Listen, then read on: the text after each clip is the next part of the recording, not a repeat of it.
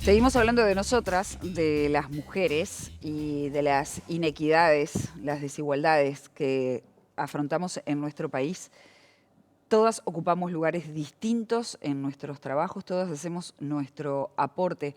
Por ejemplo, María se levantó hoy a las 3 de la mañana, ordeñó y se vino a la televisión pública a plantear cuáles son las inequidades de las mujeres en el ámbito rural. Bienvenida, María. Un placer, muchísimas gracias por darle difusión y a través mío las voces de tantas Marías en el medio del campo. ¿Cuántos litros ordeñaste hoy? Depende, porque es relativo a la producción. De repente puede haber 3.000, puede haber 3.500, porque es como todo, la vaca no da todos los días la misma cantidad de leche. ¿Y ordeñás con las nuevas Sí, tecnologías? sí, O ya sí, las viejas tecnologías se fueron sacando. se fueron sacando? Empecé con las viejas, ¿no? Claro, está bien, está bien. María, queremos que seas bien específica, que nos cuentes, que nos ejemplifiques cuáles son las dificultades que viven las mujeres en el campo, que me imagino que al estar lejos de la capital, todo se reproduce o todo se intensifica más. Lo que pasa es que la mujer rural es la menos visible, ¿no? Yo creo que acá al estar en un conjunto, al tener acceso a la información, a saber muchas cosas, nosotros en el campo de hecho de repente ni hay internet. Entonces muchas veces se nos dificulta desde llegar hasta informarnos.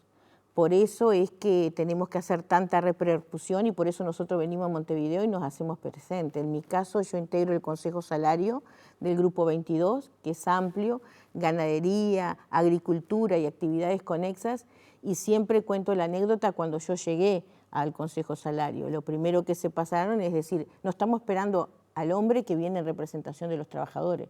Y cuando yo me presenté me dijeron, así está el campo hoy en día una mujer. Entonces, de ahí en adelante... ¿Quién te dijo eso? Alguien que estaba en la mesa. En la mesa Claro, en la mesa que representábamos. Claro. Del lado de los trabajadores, del otro lado, las trabajadoras, del otro lado los productores. Pero más allá de eso, ha sido constante la pelea de las asalariadas rurales, ¿no? Muchas veces se dice las colonas, las productoras. No, nosotros somos asalariadas rurales. Ustedes cobran un sueldo por lo que hacen. Nosotros somos empleadas de un lugar, cobramos un sueldo, no somos ¿Cuál ni es el colonas ni sueldo de productoras. una empleada? Depende en qué categoría En el tambo, por ejemplo, que es donde trabajas. 35, Nominales. 30, sí. Lo que pasa es que hay también dos visiones, ¿no? Primera, la que cuando se aporta por 13 días y después vas a jubilarte y te encontrás con que trabajabas todo el mes pero aportaban por 13 días, o también está el sueldo en blanco y el sueldo en negro. Así que tenemos un reporte, digamos, de ingresos, y por otro lado lo que tenemos, salario bajo, y lo otro que tenemos es mucha fragilidad a nivel contractual. Y de hecho se habla mucho en el Consejo Salario del blanqueamiento del sueldo. Yo tengo trabajadores que, por ejemplo, me dicen, me voy al tambo de fulano porque paga 45. Pero ¿lo chequeaste que paga 45 o te tiene por 30 y los otros 15 van en negro?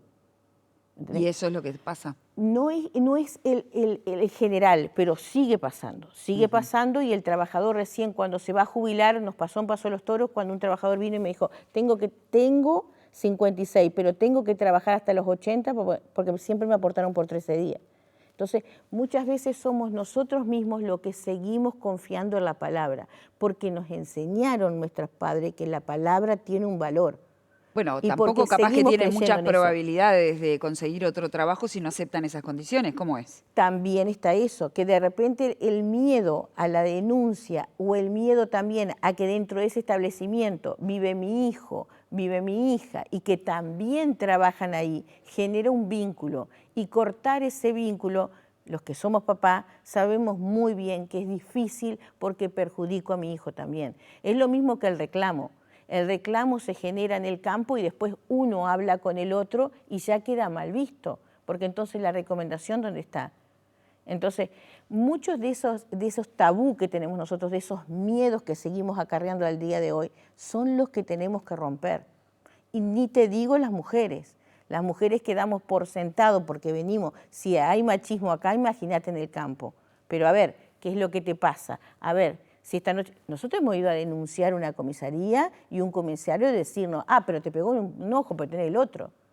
Entonces, si tendremos que en el campo hablar de estas cosas, informarnos, hacer más encuentros y hablar de esto, porque realmente en el campo tenés un destacamento que está por lo menos a 20, 30 kilómetros. Cuando yo llamo y no hay móvil, ¿qué pasa? Pero ¿Y no, la violencia quién la ejerce?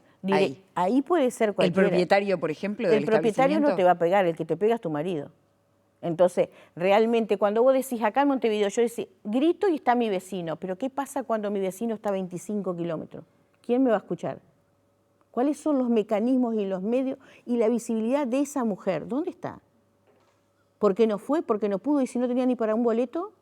¿Y si vas a un destacamento y te tratan como que vos sos la culpable de generar esa situación y el que te atiende es tu cuñado? María, ¿qué tan cercanos están siendo los varones en estas reivindicaciones? O sea, ¿tienen cabida, les dan lugar, se suman a estas reivindicaciones en el agro? Nosotros hace unos meses hablábamos de que 1/5 de los puestos en el agro está ocupado por mujeres apenas, ¿no? O sea, los varones tienen la voz cantante, digamos. ¿Cómo hacen para ocupar ese lugar, para acercar esa brecha? Mira, yo soy la única mujer en mi Consejo de Salario Rural, siendo que es agricultura, ganadería y actividades conexas. Imagínate lo amplio de la... Tengo compañeros varones y tengo compañeros que yo siempre digo, yo en un Consejo de Salario estoy preparada para chocar con mi realidad día a día, con lo que son nuestros patrones y decir la verdad. Pero cuando te toca pelear con tus propios pares, tu lugar, que te lo ganaste, nadie te regaló nada, porque a ninguna mujer se le regala nada. Todo lo que hemos hecho lo hemos hecho luchando, diciendo y perdiendo los miedos, porque primero está el miedo con una misma y después el miedo hacia afuera.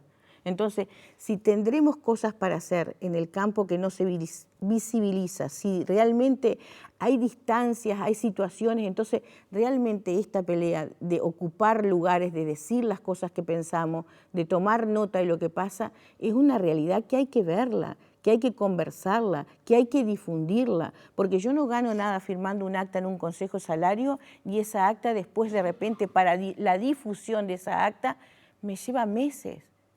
Entonces, tenemos que incorporar los mecanismos de trabajar en conjunto, Ministerio de Trabajo, Ministerio de Ganadería, Ministerio del Interior, para hacer cosas por las mujeres rurales, pero todos, ¿no?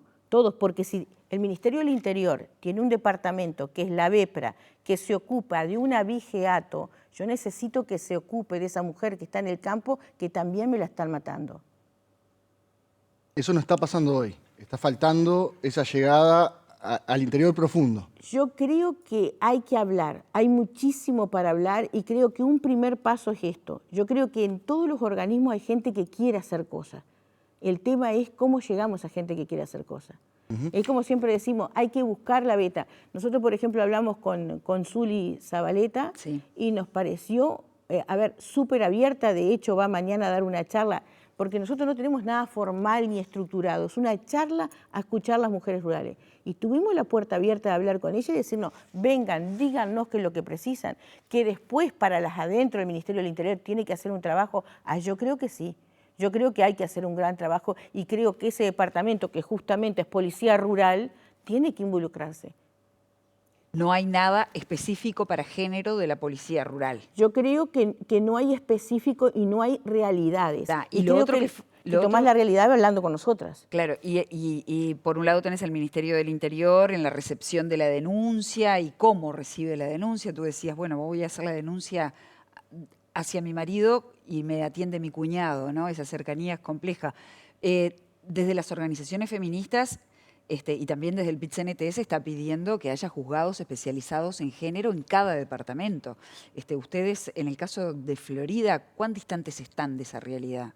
Y, por ejemplo, yo de Florida estoy de 80 kilómetros. Entonces, empezar desde ese par a tener un destacamento donde de repente te dice que tiene sus propios medios, que no tiene un vehículo para ir, pero también está la voluntad, ¿no? La recepción de esa mujer que llega en un estado realmente mal y que de repente no saben ni qué decirte, porque no lo saben manejar al tema tampoco.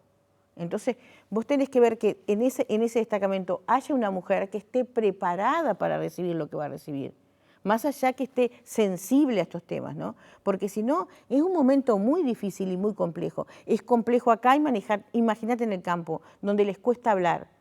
Un montón de mujeres sufren violencia y les cuesta decirlo por miedo a perder el trabajo, porque el único sueldo que entra es el del marido y porque nos enseñaron que total, si es proveedor, ¿Cómo no va a ir a la whiskería? ¿Cómo no lo va? Pero vamos arriba.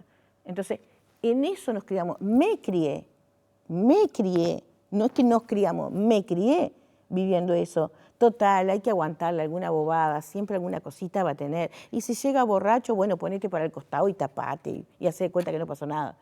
Porque me criaron así.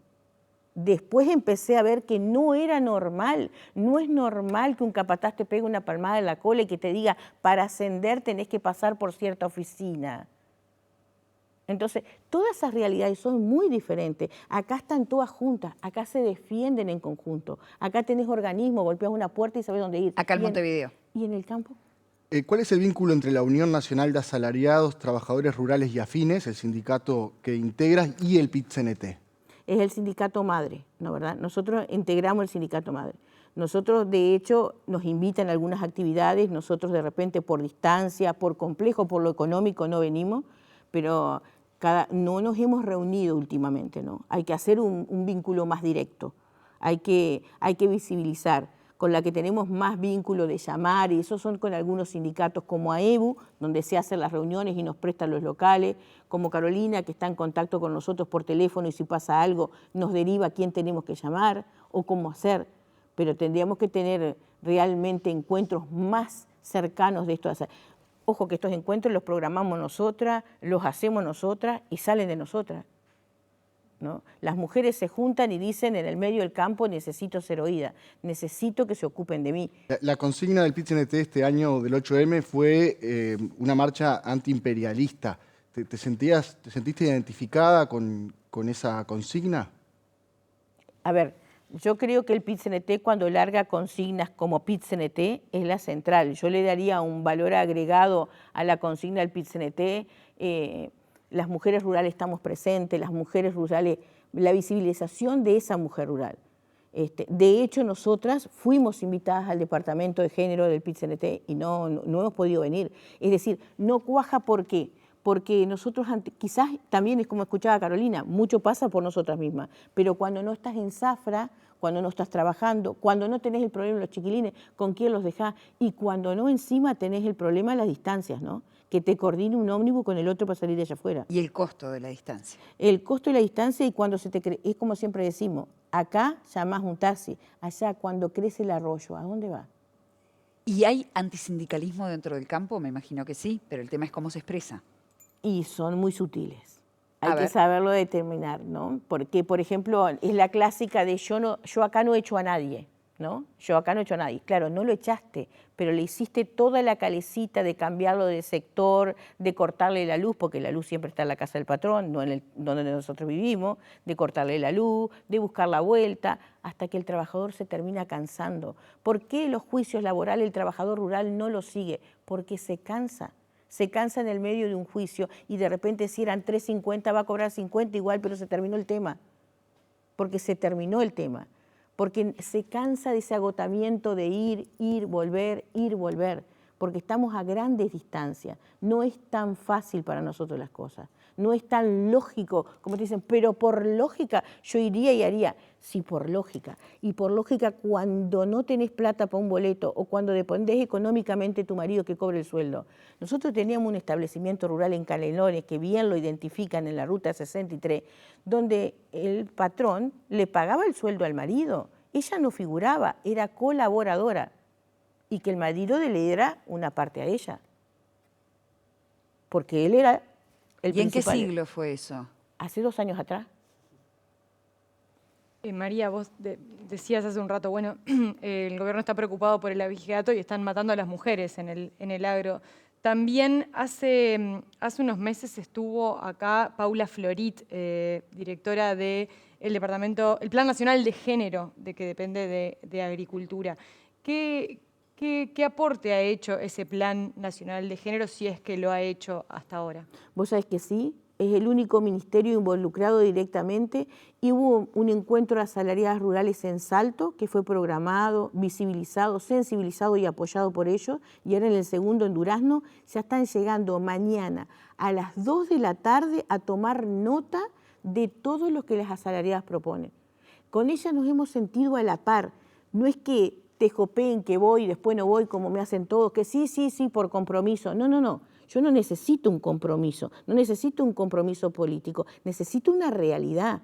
Que vengas y hagas algo porque a esa trabajadora le da vergüenza contarte lo que está pasando, le da vergüenza decir, le da vergüenza pedir al marido para un adherente. Entonces, ellos sí, y han tomado nota y han seguido, y ellos son los que han programado en el año, creo que hay 4 o 5, no te quiero mentir, encuentros programáticos.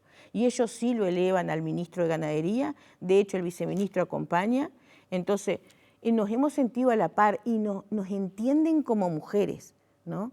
No van a tomar nota y número por un compromiso, van a tomar realidades. Por eso nosotros decimos, para mañana ir, vení con un corazón abierto, pero en serio, ¿no? Pero no te vayas con una nota para Montevideo que no hagas nada. Mañana dentro de un mes. Mañana se van a juntar en AEBU, en la sede de AEBU, para conversar todos estos temas. Me imagino que el objetivo también es sacar 3 o 4 prioridades para ponerlas en la agenda pública. ¿Cuáles serían?